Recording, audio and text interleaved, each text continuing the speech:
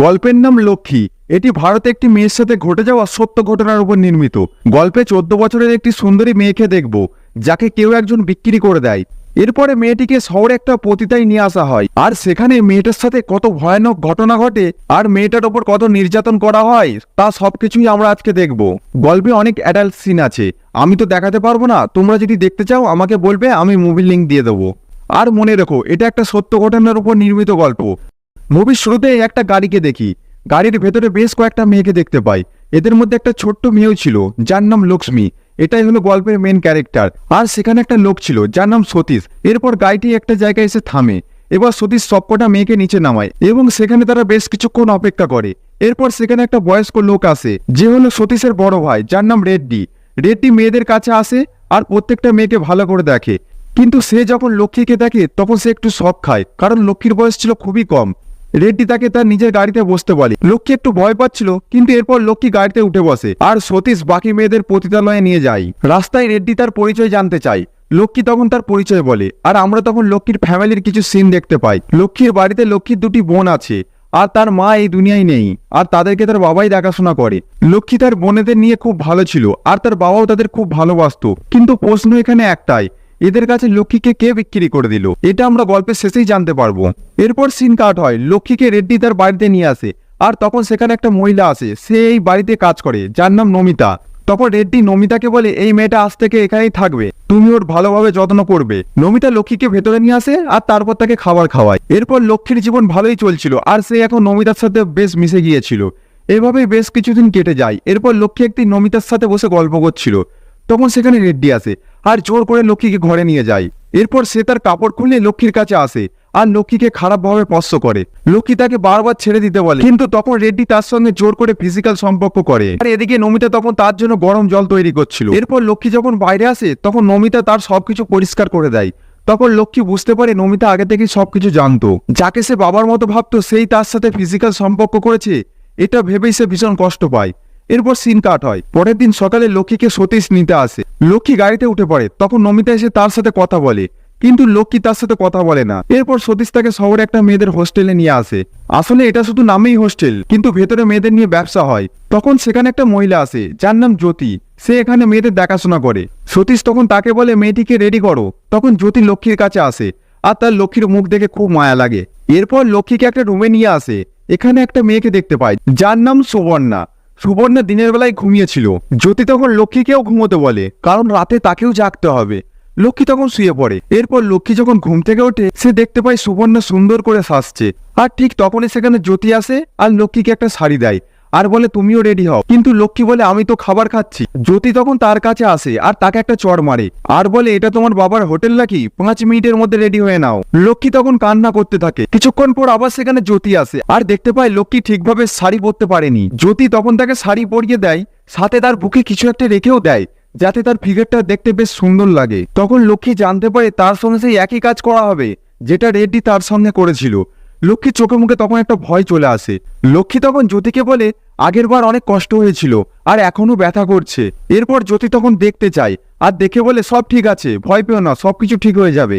আর তার যেন ব্যথা না লাগে তার জন্য লক্ষ্মীর হাতে একটা তেল দেয়। এরপর জ্যোতি তার জন্য একটা কাস্টমার নিয়ে আসে। লক্ষ্মী লোকটাকে দেখে অনেক ভয় পায়, দৌড়ে ঘর থেকে বেরিয়ে আসে। তখন জ্যোতি তাকে ধরে বলে, আরো একটা কাস্টমার অপেক্ষা করছে, এখন তুমি রুমে যাও, সময় নষ্ট করো না। এরপর লক্ষ্মী রুমে আসে আর লোকটা দরজা বন্ধ করে দেয়। এরপর লক্ষ্মী সেই রাতে বেশ কয়েকটা কাস্টমারের সঙ্গে মেলামেশা করে, যার ফলে তার খুবই কষ্ট হচ্ছিল। এই জন্য সে সুযোগ পেয়ে সেখান থেকে বেরিয়ে আসে, থানায় গিয়ে কমপ্লেন লেখায়। কিন্তু কিছুক্ষণ পর সেখানে সতীশ আসে। আসলে পুলিশই সতীশকে খবর দিয়েছে। তো সতীশ পুলিশকে ম্যানেজ করে আবার তাকে পতিতায় নিয়ে আসে। লক্ষ্মীকে এবারের মতো সাবধান করে দেয় আর জ্যোতিকে বলে, আজকে যত কাস্টমার আছে সবাইকে লক্ষ্মীর কাছে পাঠাও। জ্যোতি লক্ষ্মীকে সুবর্ণার ঘরে নিয়ে আসে আর তাকে দেখে রাখতে বলে। তখন সুবর্ণা লক্ষ্মীকে বলে, আমিও এখান থেকে পালানোর যতবার চেষ্টা করেছি, আমাকে ততবার ধরে এনে নির্যাতন করেছে। আমি তোমার কষ্টটা বুঝতে পারছি, আমাদের দুজনকার কষ্ট একই রকম। যদি তুমি এখান থেকে পালিয়ে যাও তবে সতীশ আমাদের উপর নির্যাতন করবে, আর তোমাকে যদি ধরতে পারে তোমাকেও খুব অত্যাচার করবে। এখন তুমি কথা দাও এখান থেকে কখনো পালানোর চেষ্টা করবে না। লক্ষ্মী তার কথাই রাজি হয়। এরপর লক্ষ্মী তাদের সঙ্গে ঠিকঠাক কাজ করতো, এখানে মানিয়ে নেওয়ার চেষ্টা করতো। প্রথমে তার একটু কষ্ট হচ্ছিল, কিন্তু সে সব মানিয়ে নেয়। আর এইভাবেই প্রতি রাতে কষ্ট পেয়ে পেয়ে লক্ষ্মীর জীবন পার হচ্ছিল। এরপর সিন কাট হয়, আমরা দেখতে পাই জ্যোতির একটা ছোট্ট মেয়ে আছে যার বয়স 14 বছর। একদিন জ্যোতি তার মেয়ের সাথে দেখা করতে আসে। আসলে জ্যোতির মেয়ে এখনো জানে না তার মা কি কাজ করে। আসলে জ্যোতির স্বামী অনেকদিন আগেই মারা গেছে, আর এই কাজ তাকে তার মেয়ের জন্যই করতে হয়, কারণ তার মেয়ে ইঞ্জিনিয়ারিং নিয়ে পড়াশোনা করছে, আর সে ততদিন এই কাজ করবে যতদিন না তার মেয়ে ভালো একটা চাকরি পায়। সিন এখানেই কাট হয়। এরপর একদিন সতীশ এসে বলে একটা ক্লায়েন্টের বাড়িতে যেতে হবে, বেশ কিছু মেয়ে লাগবে, এখন বলো তোমরা কে কে যাবে। এখানে বেশ কয়েকটা মেয়ে রাজি হয়, তার সঙ্গে লক্ষ্মীও রাজি হয়। সতীশ তাদেরকে একটা ফার্ম হাউসে নিয়ে আসে। মূলত এখানে তাদের কাজ হলো একটা বয়স্ক লোককে খুশি রাখা, আর তখন সবাই মিলে বয়স্ক লোকটিকে আনন্দ দিতে লেগে পড়ে। সবাই তার সামনে গান গেয়ে নাচানাচি করছিল, আর সতীশ বাইরে গাড়ির কাছে অপেক্ষা করছিল। একটা সময় লক্ষ্মী ঠিক করে সে এখান থেকে পালিয়ে যাবে। লক্ষ্মী তখন বিদ্যাকে বলে সে প্রস্রাব করতে যাবে, আর এটা বলে সে সেখান থেকে পালিয়ে যায়। কিছুক্ষণ পর সেখানে সতীশ আসে আর জানতে চায় লক্ষ্মী কোথায়। এরপর সতীশ সব বুঝতে পারে আর লক্ষ্মীকে খুঁজতে থাকে, আর একটা সময় তাকে ধরেও ফেলে, আর সেখানে লক্ষ্মীকে ভয়ানক অত্যাচার করে। লক্ষ্মী তখন অনেক কষ্ট পায়, সে চিৎকার করে কান্না করতে থাকে।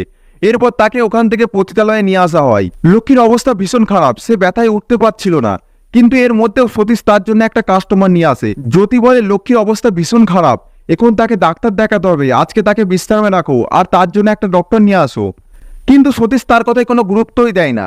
এরপর সেই পতিতায় একটা কাস্টমার আসে। জ্যোতি তখন সেই কাস্টমারের কাছে এসে ম্যানেজ করে নেয়, আর সেই রাতে জ্যোতি লোকটার সাথে রাত কাটায় যেন লক্ষ্মী একটু বিশ্রাম নিতে পারে। পরের দিন সতীশ লক্ষ্মীর জন্য আর একটা কাস্টমার নিয়ে আসে, কিন্তু লক্ষ্মী এখনো সুস্থ হয়নি। জ্যোতি বারবার সতীশকে রিকোয়েস্ট করে, কিন্তু সতীশ রাজি হয় না। লোকটাকে লক্ষ্মীর ঘরে নিয়ে আসে, এরপর লক্ষ্মীকে ঘুম থেকে ওঠায়, এরপর তাকে রেডি হতে বলে, কিন্তু লক্ষ্মীর অবস্থা এতটাই খারাপ সে ঠিকভাবে দাঁড়াতেই পারছে না।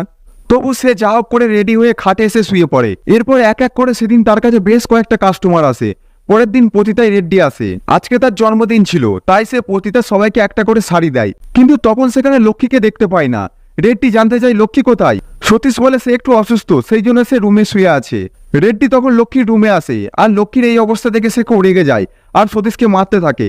আর এটা দেখে সেখানকার সবাই মনে মনে বেশ খুশি হয়। একটু পর সেই পতিতায় একটা পুলিশ আসে, আর পুলিশকে একটা লোক নিয়ে এসেছে, আর এই লোকটি হচ্ছে সেই কাস্টমার যে কালকে রাতে লক্ষ্মীর সাথে রাত কাটিয়েছে। আর সে লক্ষ্মীর রুমে ছোট্ট একটা ক্যামেরা বসিয়েছিল। আর তখন পুলিশ বলে মেয়েদের আশ্রয় দেওয়ার নাম করে তাদেরকে দিয়ে পতিতার কাজ করাও, চলো থানায় চলো। তখন পুলিশ সতীশ আর রেড্ডিকে গ্রেপ্তার করে, আর সেই লোকটি লক্ষ্মীর রুমে আসে আর লক্ষ্মী রাখা ক্যামেরা বের করে। জ্যোতি তখন তাকে ধন্যবাদ দেয়। এরপর তখন সব মেয়েকে একটা আশ্রমে নিয়ে আসা হয়। আসলে এই লোকটার নাম হলো মোহন, সে অসহায় মেয়েদের সাহায্য করে। এরপর আশ্রমে সবাই মিলে লক্ষ্মীর খুব সেবা করে। এরপর লক্ষ্মী আস্তে আস্তে সুস্থ হয়ে ওঠে। জ্যোতি লক্ষ্মীকে সুস্থ দেখে অনেক খুশি হয়, আর ঠিক তখনই সেখানে মোহন আসে। লক্ষ্মী তাকে দেখে ভয় পায়, আর লক্ষ্মী জ্যোতিকে বলে এই লোকটাই তো আমার ঘরে গিয়েছিল। তখন জ্যোতি লক্ষ্মীকে বলে এই লোকটার নাম মোহন, আর সেই আমাদেরকে বাঁচিয়েছে, আর এখন সে আমাদের আশ্রয় দিয়েছে। লোকটা অনেক ভালো, সে একজন সমাজসেবক। আর এখানে আমরা জানতে পারি জ্যোতি মোহনের কাছ থেকে সাহায্য নিয়েছিল, আর তারা দুজনে মিলেই লক্ষ্মীর ঘরে ক্যামেরা লাগিয়েছিল। এর কিছুদিন পর সতীশ আর রেড্ডি জেল থেকে ছাড়া পায়, আর তারা আবার একটা নতুন হোস্টেল খোলে। এরপর জ্যোতি লক্ষ্মীর সাথে দেখা করে আর বলে আমার অনেক টাকার প্রয়োজন, তাই আমাকে রেড্ডির কাছে কাজ করতে যেতেই হবে, আর আমি ততদিন সেখানে কাজ করব যতদিন না আমার মেয়ের পড়াশোনা শেষ হবে। লক্ষ্মী তাকে বারবার থামানোর চেষ্টা করে, কিন্তু তাকে থামাতে পারে না। এর পরের দিন সুবর্ণাও ঠিক করে সে পতিতায় ফিরে যাবে। লক্ষ্মী তাকে বারবার থামানোর চেষ্টা করে, কিন্তু সুবর্ণা তার কোনো কথা শোনে না। সে বলে আমার একটা পরিবার তো আছে, কিন্তু তারা আমাকে গ্রহণ করবে না, আর তাছাড়া আমি কখনো একটা ভালো কাজ পাবো না। এরপর সুবর্ণা লক্ষ্মীকে জড়িয়ে ধরে আর গুড বাই বলে সেখান থেকে চলে যায়। এরপর এক এক করে সবাই সেখান থেকে পতিতালয়ে চলে যায়, শুধুমাত্র লক্ষ্মী থেকে যায়। একদিন মোহন তার কাছে আসে আর বলে তুমি চাইলে তুমিও এখান থেকে চলে যেতে পারো, কিন্তু লক্ষ্মী বলে আমি এখন কোর্টে যাব। পতিতার সব লোক খারাপ, আর খারাপ লোকের শাস্তি হওয়া দরকার। এরপর তারা একটা উকিল ঠিক করে যার নাম অবিনাশ। এরপর তার সঙ্গে দেখা করে মোহন তাকে সমস্ত ঘটনা খুলে বলে, কিন্তু অবিনাশ তাদের কেস নিতে রাজি হয় না, কারণ তাদের কাছে কোনো প্রমাণই নেই। এরপর লক্ষ্মী তাকে রিকোয়েস্ট করে তার সঙ্গে ঘটে যাওয়া সমস্ত ঘটনা খুলে বলে। এরপর অবিনাশ রাজি হয়, ঠিক করে তাদের হয়ে কেস লড়বে। অবিনাশ তাকে সবকিছু শিখিয়ে দেয়, কোর্টে তাকে কি কি প্রশ্ন করবে আর তাকে কিভাবে উত্তর দিতে হবে। এরপর তারা কোর্টে আসে। অবিনাশ তাকে একটা ফটো দেখায় আর বলে এটা কোথাকার ফটো।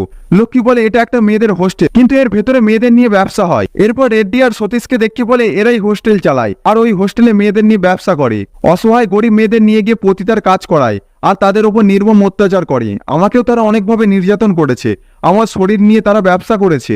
প্রথমে রেড্ডি আমার খেয়াল রেখেছিল, তার নিজের বাড়িতে আশ্রয় দিয়েছিল, কিন্তু এরপর সে করেছে, দিনের পর দিন আমায় নির্যাতন করেছে। রেড্ডির উকিল তখন বলে যে তোমার খেয়াল রেখেছিল সে রেপ করেছে, এটা কখনো হতেই পারে না। রেড্ডির উকিল সব মিথ্যা প্রমাণ করে দেয়।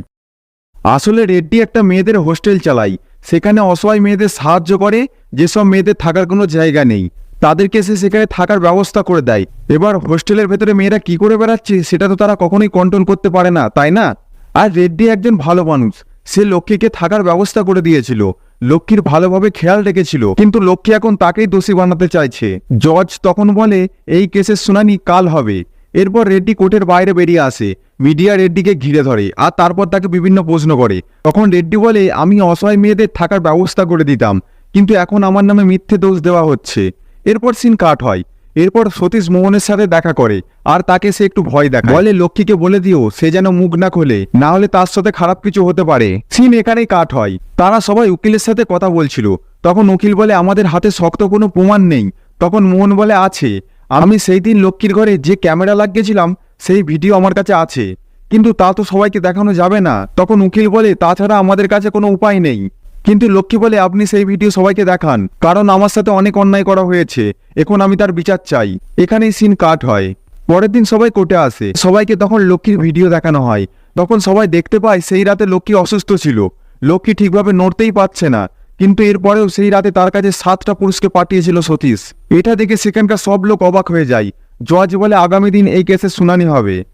কিন্তু এই ভিডিও দেখার পর লক্ষ্মী পুরোপুরি ভেঙে পড়ে। অবিনাশ তখন লক্ষ্মীর কাছে যায় আর লক্ষ্মীকে সান্ত্বনা দেয়, বলে আজ পর্যন্ত তোমার মতো এত সাহসী মেয়ে আমি কখনো দেখিনি, তুমি অনেক সাহসী একটা মেয়ে, তুমি কোনো টেনশন করো না, কিন্তু এখন তোমাকে সবকিছু খুলে বলতেই হবে, প্রথম থেকে শেষ পর্যন্ত তোমার সাথে যা যা হয়েছে সবকিছু বলো আমাকে, কারণ এটাই আমাদের কাছে শেষ সুযোগ। এরপর লক্ষ্মী সবকিছু খুলে বলে। তো একদিন লক্ষ্মীকে তার বাবা একটা মহিলার কাছে নিয়ে আসে, যার নাম রাধা। রাধা তার বাবাকে 30,000 টাকা দেয়। এরপর লক্ষ্মীকে সেখানে অপেক্ষা করতে বলে তার বাবা চলে যায়। লক্ষ্মী তখনও কোনো কিছু বুঝে উঠতে পারেনি। এরপর বেশ কয়েকদিন পার হয়ে যায়। লক্ষ্মী তার বাবার জন্য অপেক্ষা করতেই থাকে, কিন্তু তার বাবা তাকে কখনোই নিতে আসে না। আর একদিন সেখানে সতীশ আসে। তখন রাধা বলে এই মেয়েটার দাম 50,000 টাকা। সতীশ তখন তাকে টাকা দেয়। আর এসব লক্ষ্মীও দেখতে পায়। সে বুঝতে পারে তার বাবা এখানে তাকে বিক্রি করে দিয়ে গেছে।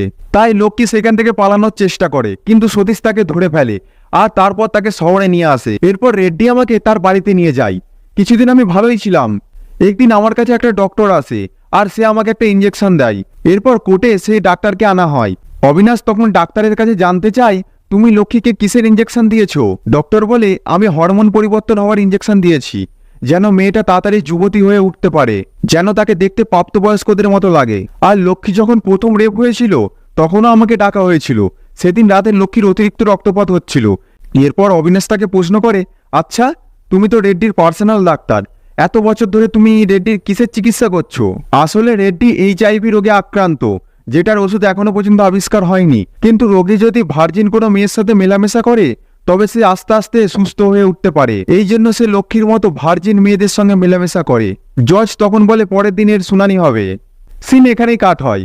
এরপর দেখি সতীশ জ্যোতির কাছে আসে আর তাকে মারতে থাকে আর তাকে ভয়ানক নির্যাতন করে। আর জ্যোতিকে বলে তোর কথা ছাড়া এখানে একটা পাতা পর্যন্ত নড়ে না, তাহলে ওই ঘরে ক্যামেরা কি করে গেল? তার মানে তুই এসব কিছুর পেছনে ছিলি। কিন্তু জ্যোতি কোনো কিছু স্বীকার করে না। সতীশ তখন সেখানে তার মেয়েকে আনে। জ্যোতি তখন একটু শক খায়, এখন সে কি করবে কিছুই বুঝতে পারছিল না। জ্যোতি কান্নাই করতে থাকে আর তার মেয়েকে সেখান থেকে চলে যেতে বলে। সতীশ তখন তার মেয়েকে তার মায়ের ব্যাপারে সবকিছু খুলে বলে। এগুলো শুনে জ্যোতি অনেক কষ্ট পায়। সে তার মেয়ের কাছে ক্ষমা চায়, কিন্তু তার মেয়ে সেখান থেকে উঠে পড়ে, সে তার মাকে ক্ষমা করে না। জ্যোতি তখন অনেক কষ্ট পায় আর বলে না এখনই তুই আমায় ঘৃণা করিস না, কিছুদিন পর তুই ইঞ্জিনিয়ার হবি, তোর জীবনটা একবারে পরিবর্তন হয়ে যাবে, আমার স্বপ্নটাও পূরণ হবে, এরপর তুই যত ইচ্ছে তোর মাকে ঘৃণা করিস। কিন্তু তার মেয়ে তখন সেখান থেকে রাগ করে চলে যায় আর জ্যোতি তার মেয়ের জন্য কান্না করতে থাকে। এরপর সতীশ জ্যোতিকে একটা বেডের সঙ্গে বেঁধে ফেলে। এরপর তার কাপড় খোলে, তারপর একটা সিগারেট জ্বালায় আর জ্যোতির প্রাইভেট জায়গায় ঢুকিয়ে দেয়। জ্যোতি ব্যথায় চিৎকার করতে থাকে। এখানে সে বারবার ক্ষমা চাইতে থাকে, অনুরোধ করতে থাকে, কিন্তু সতীশ তার উপর আরো বেশি অত্যাচার করে। জ্যোতির প্রাইভেট পার্টে সিগারেটের ছ্যাঁকা দিতেই থাকে। এই দৃশ্যটা ছিল খুবই কষ্টকর একটা দৃশ্য। সিন এখানে কাট হয়। এর পরের দিন জজ রায় দেয় যে রেড্ডিকে 10 বছরের সশ্রম কারাদণ্ডে দণ্ডিত করা হলো আর তার সঙ্গে লক্ষ্মীকে সরকার 5 লক্ষ টাকা ক্ষতিপূরণ দেয়। আর তখন তারা অনেক খুশি হয়। ফাইনালি লক্ষ্মী তার অন্যায়ের বিচার পায় আর গল্পটি এখানেই শেষ হয়। এই মুভির সমস্ত কাহিনী একটা সত্য ঘটনাকে কেন্দ্র করে নির্মিত। তো বন্ধুরা, জ্যোতি তার মেয়েকে একটা ভালো ভবিষ্যৎ দিতে গিয়ে যে কাজ করছিল সেটা কি ঠিক না ভুল সেটা আপনারাই বলুন। আর তার সঙ্গে বলে যাবেন আমাদের সমাজে কি সত্যিই এখনো এরকম হয়? যাই হোক বন্ধুরা, ভিডিওটি যদি ভালো হয়ে থাকে আমার এক্সপ্লেন যদি আপনাদের ভালো লেগে থাকে, পরিবর্তিতে এরকম ভিডিও পেতে আমাদের চ্যানেলটি সাবস্ক্রাইব করে আমাদের সঙ্গেই থাকুন।